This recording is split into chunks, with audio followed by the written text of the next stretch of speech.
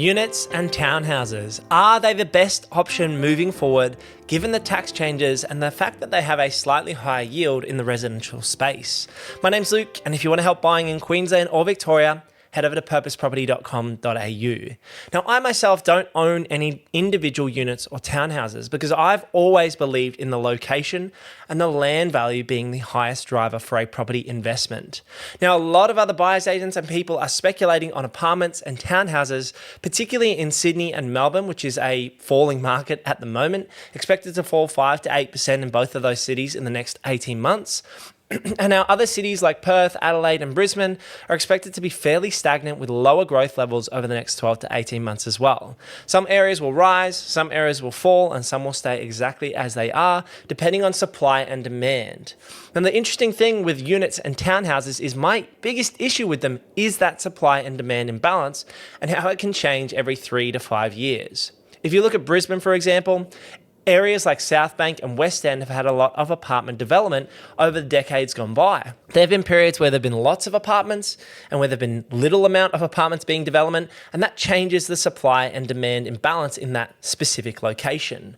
One of the biggest drivers to buy an apartment is affordability. And if I was starting again, I would absolutely buy an apartment in a 8-story or an 8-unit block rather than 16 or 24 or 50 units. I would look at those 1 to 2-story walk-up apartments or villas. I would look for older blocks which have large land value relative to the building that sits on top of that land.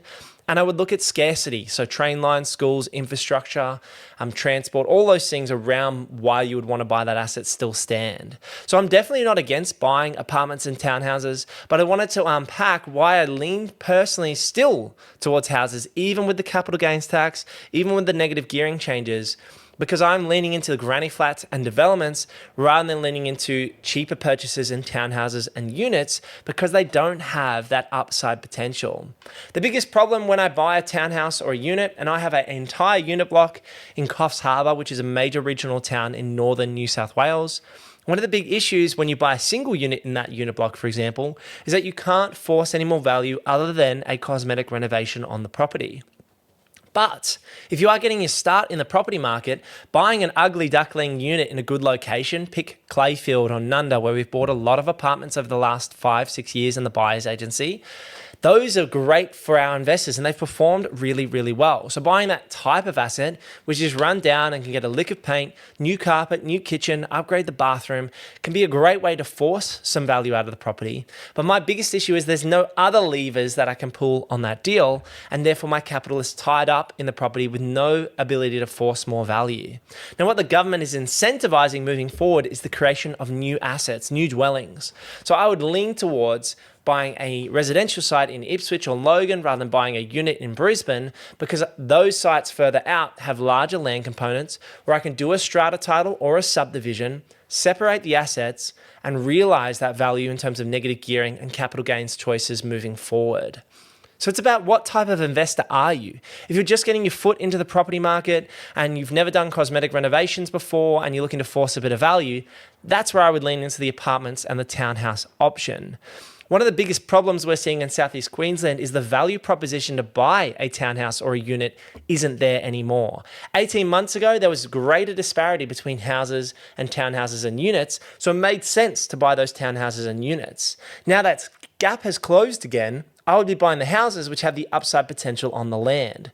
Whereas in Victoria, there are some options where the units and townhouses do have a greater disparity and therefore appear to be better value at this point in time. Areas in Geelong, for example, or specifically within 3 to 5 Ks of Melbourne CBD, have very good buying opportunities for apartments and townhouses for the right type of buyer. But if you ask me and you look at my 10 plus property portfolio that I've bought over the last 8, 9, 10 years, and all the 10 plus cosmetic renovations I've done, I've always leaned into buying houses with land component, with upside, with scarcity, and greater appeal to higher income families and owner occupiers. And so that's why I've leaned into the development side and leaned into properties that have granny flat potential and strata and subdivision potential, especially with the government tax changes. But it's just one thing to consider that apartments and townhouses certainly have their place, but I wouldn't be using them as a core strategy in my property portfolio. The other big thing thing to note, and this is what I find really interesting about buyers agents and guys in the YouTube space, they say units and townhouses, they've got much better cash flow. You get 5%, 6% gross yields on them compared to that 3.8% or 4.2% gross yield on a house. And that might be true at a gross yield level, but when you look at the net yields and the actual holding costs of an apartment or townhouse versus a house, once you take out the strata and the extra fees and costs depending on that site, they typically don't have as great a yield as they first appear to. And so they're not really yield play assets anymore either. And so if I'm not getting a yield play out of an apartment or a townhouse, and I'm not getting the best growth play out of it, sits somewhere in the middle. It's not the best at yield, it's not the best at growth. And so it does have a part in the property market and the right opportunity for the right buyer.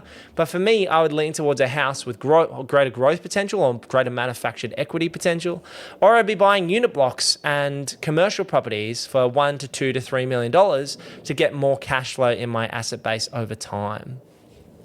I know this is an interesting thought process, unpacking houses, townhouses, and units, but I thought it was important to have a refresher video on why we're not still largely buying apartments or townhouses. It's largely because that price disparity isn't great at the moment between houses, townhouses, and units, and we're always looking for greater levers to pull because property investing is a long-term game.